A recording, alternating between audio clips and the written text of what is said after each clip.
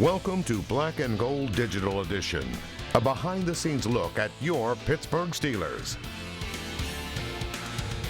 Hi, and welcome to week 3 of our digital show. I'm Jay Puskar alongside Mike Fenner and Kent Urbanski. And Kent, you and I were at the Steelers home opener against the Las Vegas Raiders, and boy, it was just great to have all the fans back at Heinz Field, especially the Renegade tailgaters and all the tailgaters down there. What did you make out of the weekend? Yeah, it was fun. The energy was there right from the beginning, and it was great to be a part of that. Not only for the fans' sake, but for our sake as well, because it was really the first home game that we had been at since the pandemic took us out of action, so to speak. So yeah, it was a lot of fun to get back. Energy outside and inside the stadium.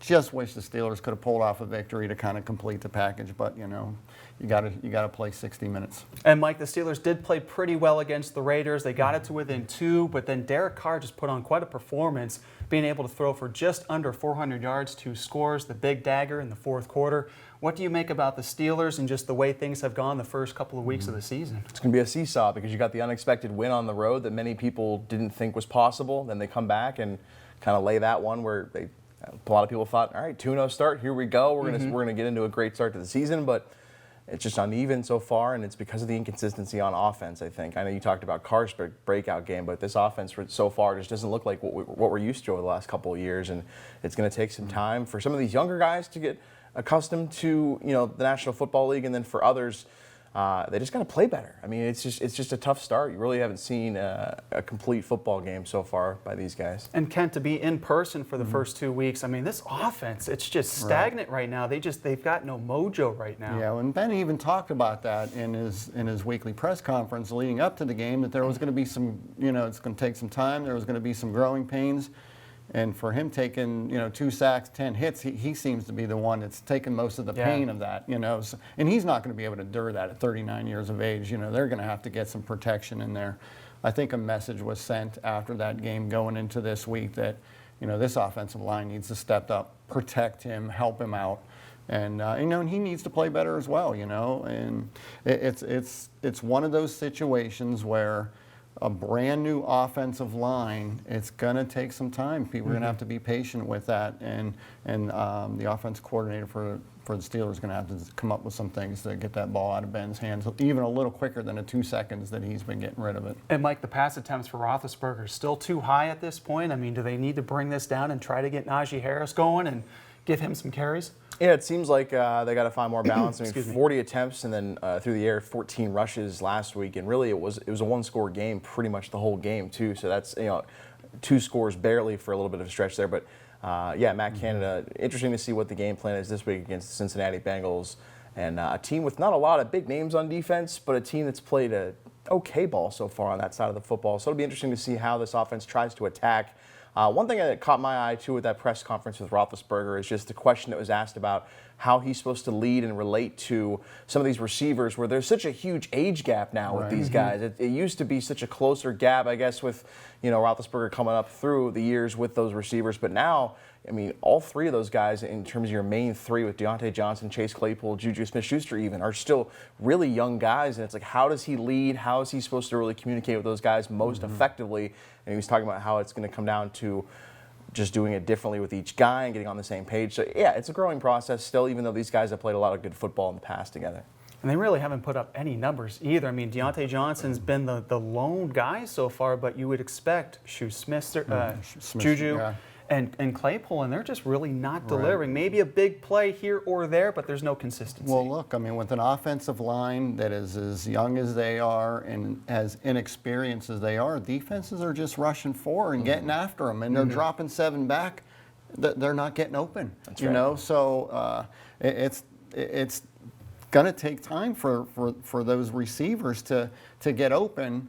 And when 4 guys are on Ben instantly, it's hard to get the ball downfield. So they're going to have to design some plays to bring those backs up, you know what I mean? So to take some of that pressure off of Ben. And I think Cincinnati comes in with the same situation, you know. Their offensive line is pretty much just like Pittsburgh. So I think it's going to be the battle of which offensive line shows up the most on Sunday. And at this point, who's the healthiest? Because, guys, defensively, there is a rash of injuries on the defensive side of the ball. I mean, TJ Watt had to leave the game. Almost mid-season injury type game, you know, 3 games in. So, but I mean, that could be a blessing too. You know, you get all of that out of the way at the beginning. You know, but the Steelers really, you know, their opportunity, if we're looking down the road playoff-wise, their playoff chances are going to be won in October, not at the end when that schedule's loaded the way it is. And you kind of wonder how this whole preseason schedule has been with resting a lot of your starters. How much of it is just not getting a lot of reps, a lot of action, because a lot of these injuries are just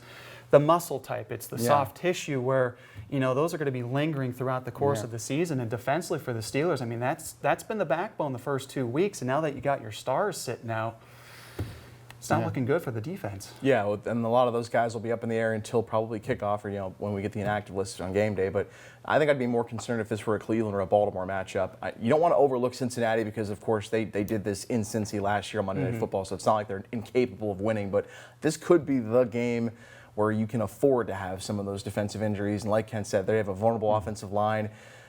They do have playmakers on the outside, 3 good receivers, including former Pitt star and Tyler Boyd. They've got T. Higgins. They've got Jamar Chase, the rookie. Joe Burrow, effective when he has time, but he doesn't always have that time. So this could be a week to get well where, hey, take advantage of their offensive line issues, and maybe it's not going to take the full, you know, complement of guys on defense for Pittsburgh to make that happen. And not to mention, they were coming off a tough loss in Chicago, and that's a pretty good defense, too. So going back-to-back weeks, facing a very stiff competition, it's going to be quite the challenge for the Bengals.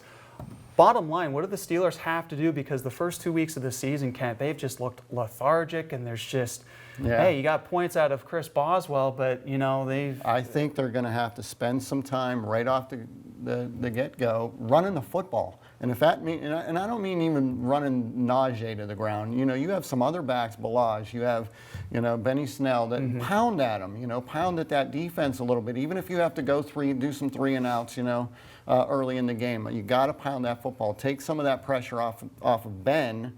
You know, and then maybe you can loosen things up over the middle. You know, by them having to respect the run, you know, to cover the run. Maybe that opens some things up. That's about the only thing at this point that I can even think of, you know, other than that, that's a suspect offensive line. It's hard to, like, turn it around real fast right away. It's not like they're going to go from last week being bad to this week being, no sacks, Ben's clean, you know, there's no magic wand for this one. No, because you know defensive coordinators are just dialing things up to keep that pressure on and confuse a young offensive line. So that might be what this game comes down to. Both of those, it might be a low-scoring game with, you know, back and forth like that, with just defenses making play after play and not the offense is not really doing much, you know. Your take? I want to see Matt Canada come out with tempo in the opening drive. I need an opening drive touchdown to set the tone. I'm going the other way. I'm not worried about running the ball first. I'm worried about some quick passing game. I want to try to go down the field, script a really good opening drive, touchdown drive, and get these playmakers loose on the edge. I want to try to get the ball out of his hands quickly, and I think you can make a big statement early on in this game. If you can get an opening drive touchdown, take that lead, then everything's available to you in the playbook, and you can play from ahead and play comfortably. I think that's a huge tone setter because they have been so lethargic in the first half offensively in these first 2 weeks.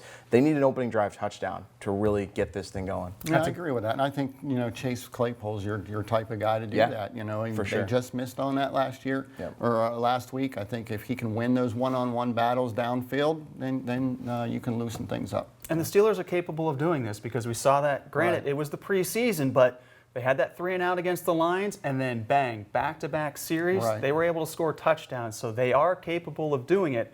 It's a matter of finding that fire underneath them and getting them going. And hopefully the fans at Heinz Field will be able to spark that energy coming right out of the gates. And one more guy, I'd like to see more out of the tight ends. They brought Freiermuth in the second round for a reason. You know, use him. You know, he's a talented guy, and good point. You know, I mean, he can open up things over the middle. You know, so.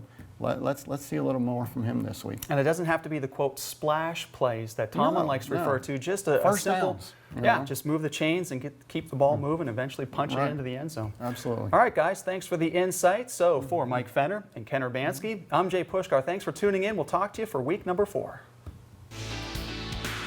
Thanks for watching. Join us again next week for Black and Gold Digital Edition.